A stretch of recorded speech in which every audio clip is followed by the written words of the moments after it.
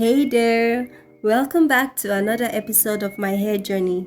Today I will be taking out my 1-month-old mini braids. So watch me safely remove my month-old braids with minimal breakage, and let's check out the new growth on my type 4 hair. But seek ye first the kingdom of God and his righteousness, and all these things shall be added unto you. Matthew 6:33.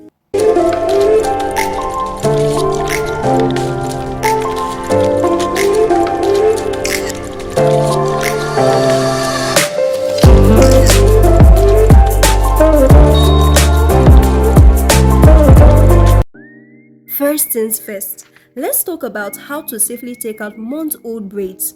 One of the biggest risks when taking out old braids is the potential for matting or tangling during the process. Speaking of new growths, as your natural hair grows, it can become tangled and matted with the old hair, so it is essential to moisturize it before starting the takeout process. To detangle your new growth, use your fingers to gently walk through any knots or tangles. Tangling and matting is a regular occurrence for type 4 hair, especially if it has not been touched in a while. But you can reduce this by moisturizing before the braids are removed. I personally recommend you to not take out your braids when you are tired or in a bad mood. You could mistakenly yank out your ends due to frustration. So when is the best time to take out your mini braids? The best time to take out your mini braids should be when you are in a good mood. Guys, this is a serious tip, so take it seriously.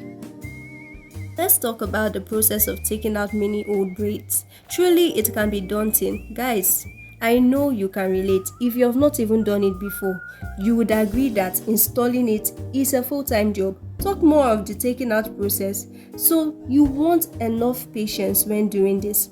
I personally like to start by moisturizing. I spray my hair with this rosemary spritz. I'll drop a link to how I make my rosemary spritz somewhere in this video. And next, I add my glycerin oil and squeeze it in. Sorry, I think glycerin is the correct pronunciation. After that, I go with my leave-in conditioner for added moisture. I like conditioners with slip. It doesn't have to be expensive, guys. Just make sure it has some slip to it. Then finally on the list, I go with my shea butter. My shea butter is unrefined. I said this in one of my previous videos, so I use shea butter as my sealant. So I just rub it in my hands until it's hot and it has melted. Then I use it to coat my hair strands to create slip.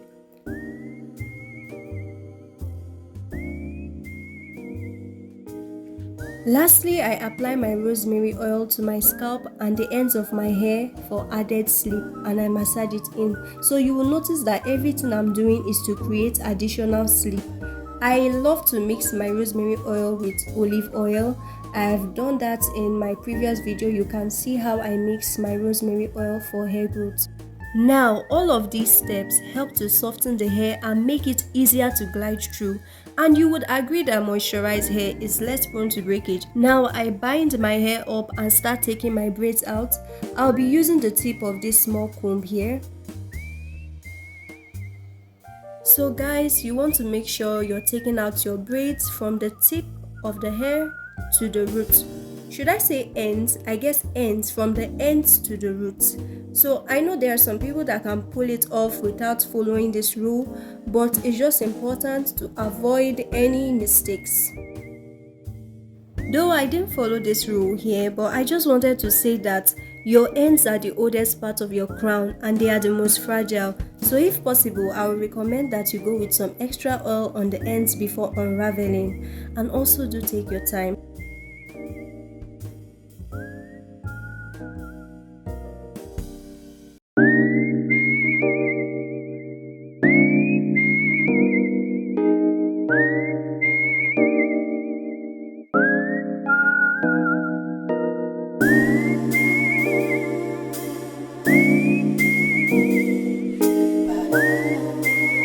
Remember, I've had this style in for a while, and it is expected that there will be some build up at the roots. So when you get to the roots, just slow down and be extra gentle, because it is at this point that your hair could easily snap due to the weight from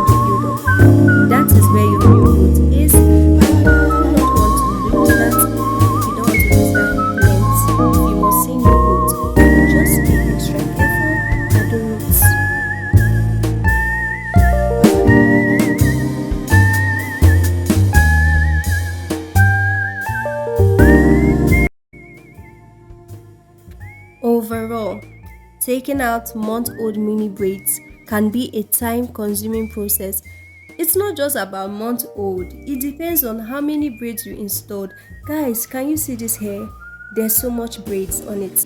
At the end of the day, just make sure you're taking out your braids safely and carefully to minimize the risk of breakage. Remember to be patient, take breaks when needed, and moisturize your hair thoroughly before starting the takeout process.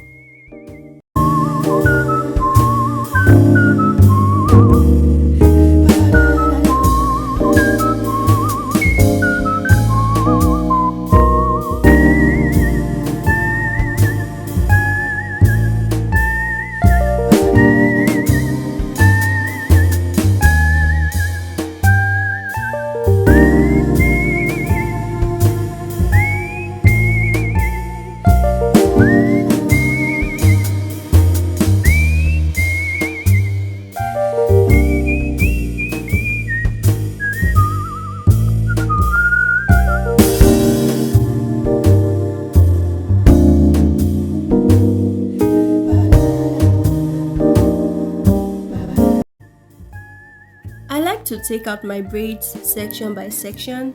I'm done with the back. So after taking out this section of braids, I just twist them into larger chunks so they don't get dry and scraggly before I'm done with the other sections.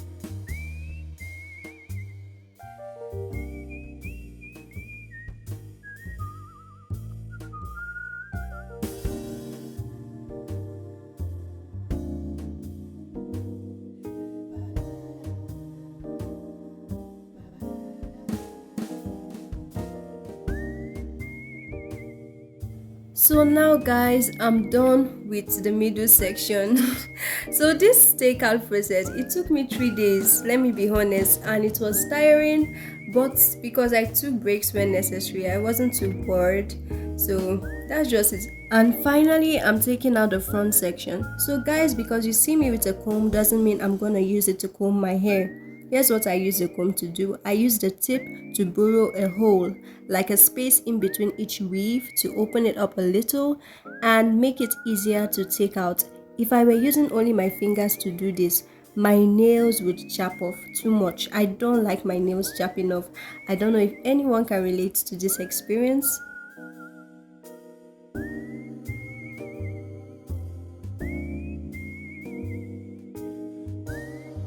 Guys, I just want to put it out there that you shouldn't freak out when you see shed hair and breakage when taking out your hairstyle. Shed hair is totally normal because the hair has its own cycle where it sheds and produces. I'm not an expert at this, so please correct me if I'm missing something here, but I know that shed hair is pretty normal. In fact, I think you should be worried if you don't have a single shed hair.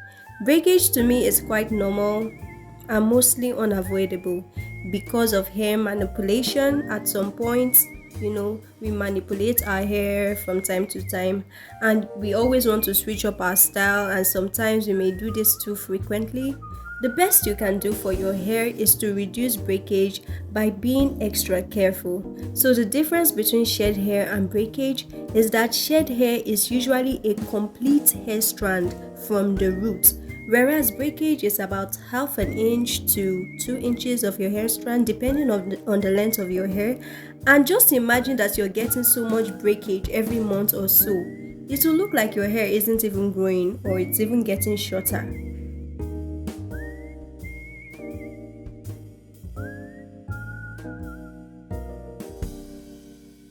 I was struggling with a single strand knot here. It can be frustrating, really. I almost ripped out this hair, but thank God for the patience I had this morning. I was able to carefully separate the hair strands one by one.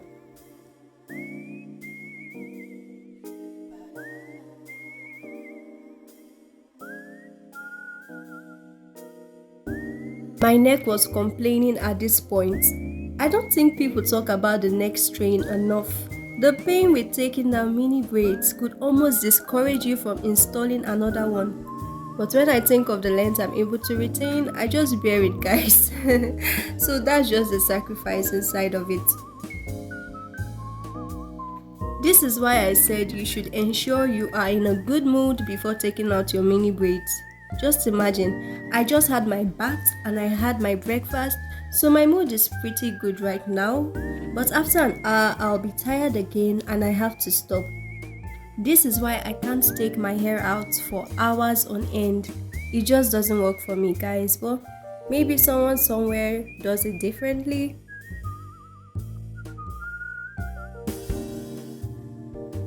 So this is what my hair is looking like after the takedown.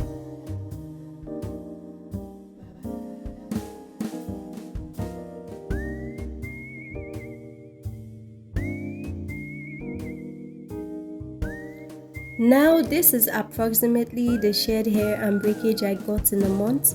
With careful takedown, yours could be less or more than mine.